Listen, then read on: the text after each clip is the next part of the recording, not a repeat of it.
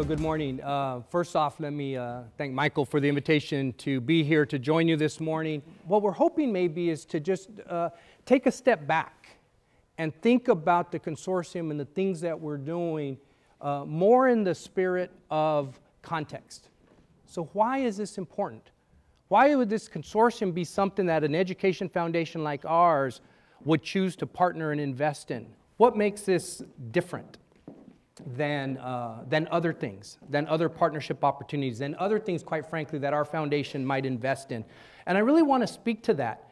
And a couple of the themes have already emerged, and so what I'm going to try to do is kind of tie them all together a little bit and hopefully find some commonality for all of us in terms of why we're here today and what we're trying to do, and quite frankly, why it is so important. So let's take a step back and let's think about a date.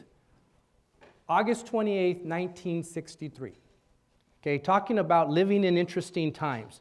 Martin Luther King Jr. stood on the steps of the Lincoln Memorial and gave a speech that I think all of us could in some form articulate a perspective of. And Martin Luther King gave that speech which was so powerful. And as you know, it talked about, it was this I have a dream speech. He had a dream. He shared a vision. Shared a vision for the future of what he hoped and believed our country could provide for all children, his children. This concept that we would judge the success of our children not by the color of their skin, but by the content of their character. And thinking about how powerful that was, and still is today. But I think that speech is important as well and aligns and resonates with us today, not so much for the vision that Dr. King had and shared that day, but for some aspects of what he talked about earlier in the speech that we don't often necessarily hear that much about.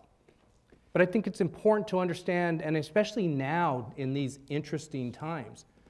Because earlier in his speech, Dr. King talked about the importance of the founding fathers' the architectural environment that they created with the Declaration of Independence and the Constitution of the United States. And he talked about these two documents more than anything define the framework of what our country is about. Because he put them in the context that said this is a promissory note. Okay, this is a promise. This is a promise of a country to our people, to all people, that each and every one of us have that inalienable right to life, liberty, and the pursuit of happiness. Unlike any other country, it was a promise of a nation to its people, of this idea of equality. And he talked about the importance of sense of an urgency to make that happen, because as it existed then in 1963, and I would suggest to you today, that promise of a country to its people remains unfulfilled. And it's something we cannot and should not let go of. We have a responsibility to ensure that America's promise is in fact delivered to each and every individual in this country. So what does that mean, and what do we do? We're not much closer to fulfilling that promise. And what's more concerning at times is sometimes our leadership don't seem to think that there's actually a promise that they need to uphold or keep, which is why I think it's important for us in this room to make that promise a reality. So that promise, we believe, from a Helios perspective, is deeply rooted in education. Because we believe there's no other variable that's more important to help individuals succeed than that education, that transformational power of education.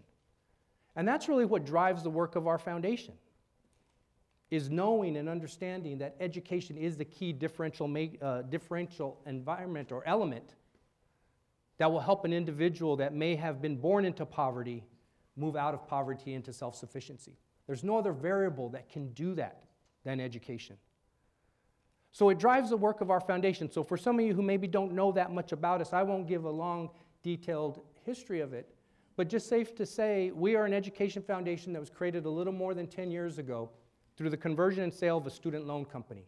It was a student loan company that provided student loans to students in both Arizona and Florida.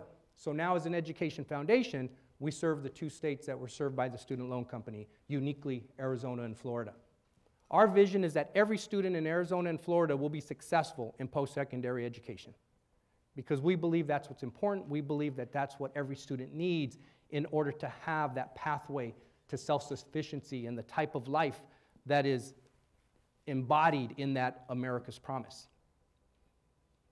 But if somebody really wants to know what we are or who we are as a foundation, we talk about our beliefs. And how do those beliefs really define who and what we partner with? So our beliefs are four very specific beliefs.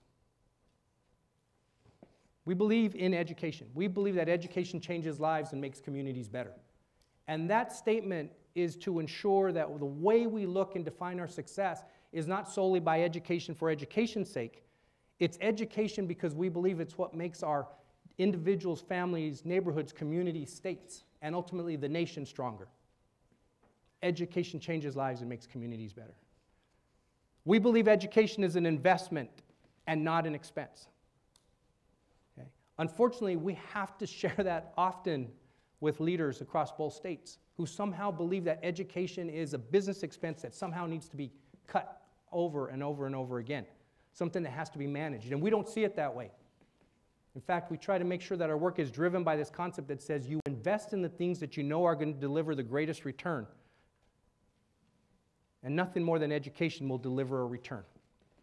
At the end of the day, we then remind ourselves, but let's never forget, our work is about students. And oftentimes our work is still defined by one student. Because we, like many organizations, can get caught up in the data. We can get caught up in the numbers. Are we moving the needle? What percentage increase is that? And that's important. But what's also important is sometimes when it's just about how did we impact one student. So you think about that, you now start to think about, okay, well, how does it impact an individual? And what does that mean? And how does that really move our work forward? So you start to think about the work of the consortium. You think about the students that you talk about, that we focus on together in partnership. But think about that story of every first-generation college student. As Michael indicated, I'm a first-generation student. My wife is a first-generation college student. Michael was, how many are you? Okay, the hands go up. Here's what I would suggest about first-generation college students. We all have a story. We all have a unique story of what it meant to be that first in your family, to break some of those barriers and the challenges that undoubtedly we know you faced, because we all faced them in one way or another. You know, I'm proud to tell you, I'm a son of a copper miner. My dad started working at the copper mine as a laborer the day after he graduated from high school. So my dad worked at the copper mine, my mom cleaned houses, and they had one goal. Their children would go to college. That's all it was. It was a belief. I always tell people, my parents, before we could articulate the words, understood the transformational power of education. And that's what they believed in. And they would articulate it often to me and my sister, you're going to college, you're going to college, you're going to college.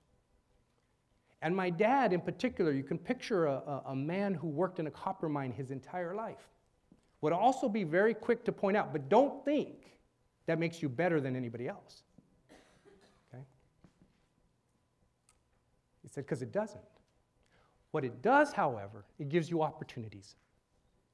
And all he wanted for his kids was opportunity. Opportunity to have choices, to do different things, to do what you wanted. And that's what he cared most about.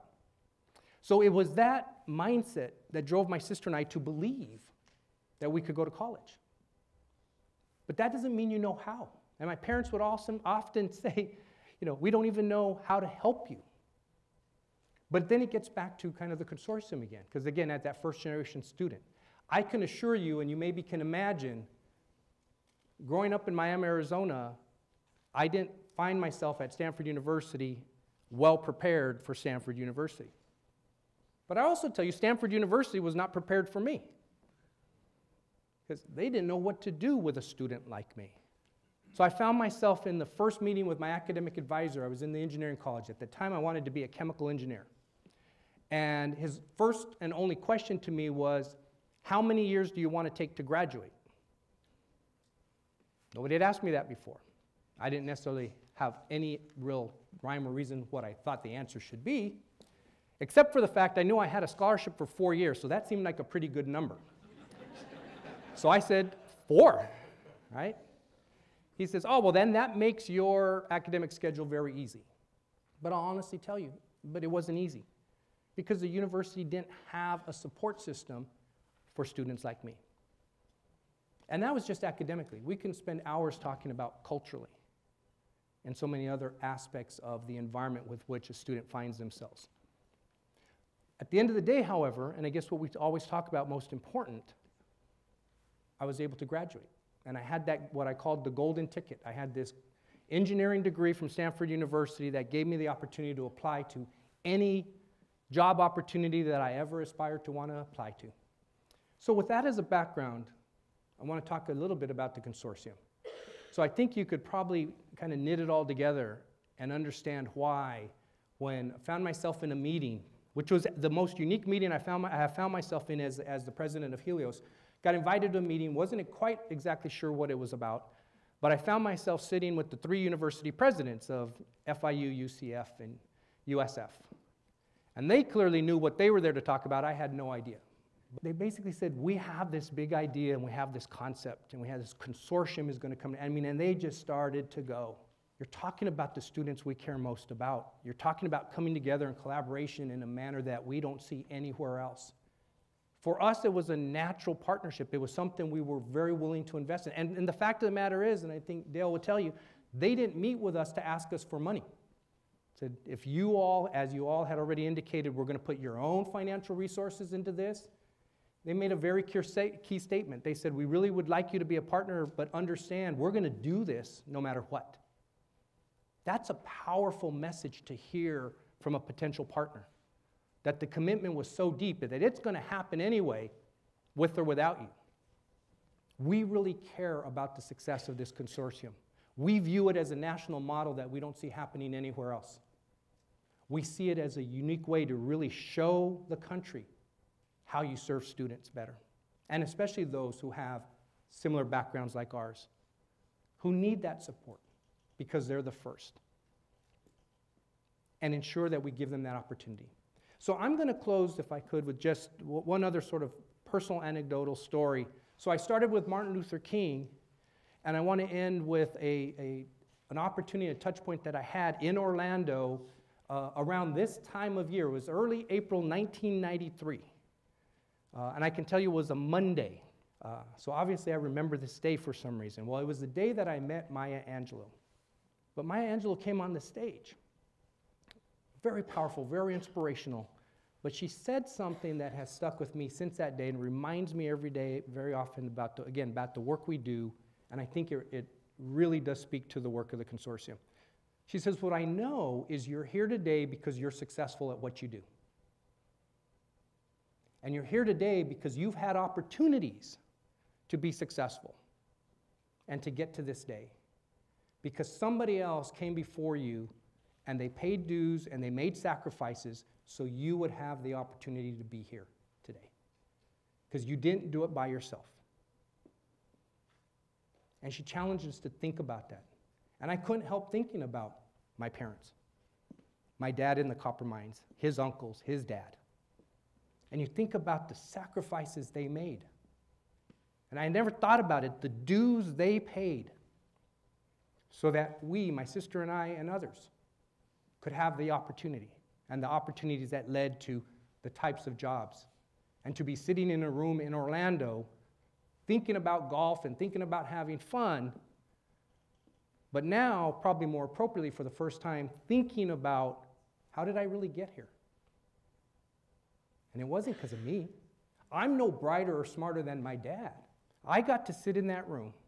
We get to be here today because somebody came before us, paid the dues, made the sacrifices, and as many people say, we stand on the shoulders of those who came before us. So when we think about the consortium and what we do and why it's so important, I would suggest to you what we're really doing is we're 3 universities and an education foundation and others coming together, standing side by side, and providing that foundational shoulder lift for all of our students so that they can succeed, so that they can then be in the rooms and change and continue to change, and ultimately back to remind this country about the promise we made to everyone and help make sure that every student in Arizona and Florida will succeed in post-secondary education. We're providing the shoulders on which they will succeed.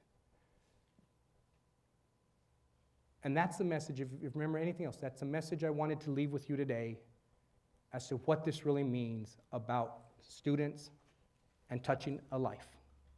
Because you all will touch lives like mine and yours, and they will succeed, and they will make it better for everybody. Thank you so much.